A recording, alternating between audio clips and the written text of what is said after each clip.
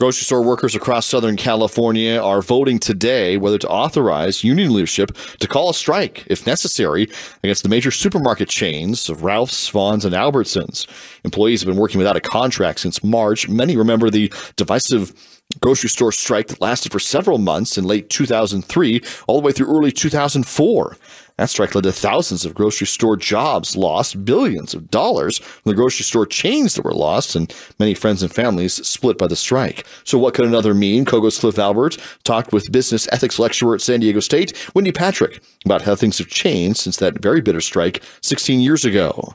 Yeah, I remember it as well like it was yesterday. It's amazing so much time has passed. It was bad, but we're in such a different position today on a number of levels. The first one is options. Back then, there were plenty of consumers that chose never to cross a picket line. They understood what the workers were doing. They respected it. But nowadays, all you have to do is go to Target or Walmart. They have competitive prices, if not better prices, to some of the big-time grocery stores. So that's the first difference, is customers have lots of other places they can go, as well as more locations of many of the other big stores that actually have grocery departments. Secondly, is with the advent of social media, people know more about what's going on behind the scenes and are in a better position to decide whether or not they want to shop at stores that are causing grief for employees, that are refusing the type of raises that are fair. So both sides have an opportunity to be heard behind the scenes, which will impact consumer behavior. So there's those two big differences. I suppose thirdly is, in today's day and age, grocery stores have to remain competitive. Remember, negotiation is about finding compromise.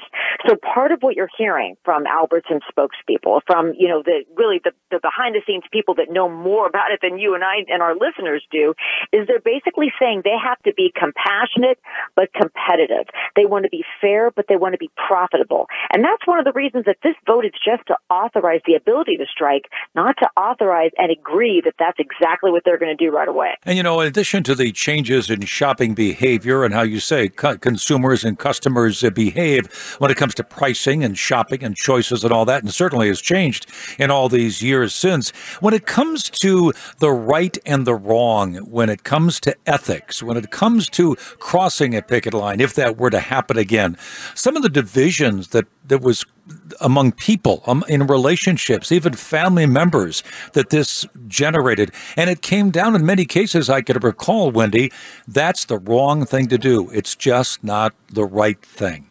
Yeah, and that's, Cliff, that's a huge point, because this comes up all the time is, in business ethics, like I teach at San Diego State, one of the things that we want to look at is it going to be fair for everyone, for all involved? Sure, there's got to be such a thing as compromise, but remember that some of the people that work there, they are working to put kids through college, to make car payments.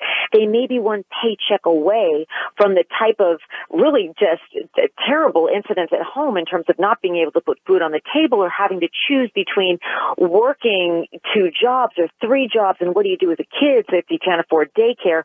So it is so up close and personal that ethically, everyone wants to make sure that businesses are treating their employees fairly. We all understand that profits are going to keep everybody in business, but there has to be common ground. There has to be a way to do it, to solve these, to really walk that fine line between being fair but profitable, being compassionate but competitive.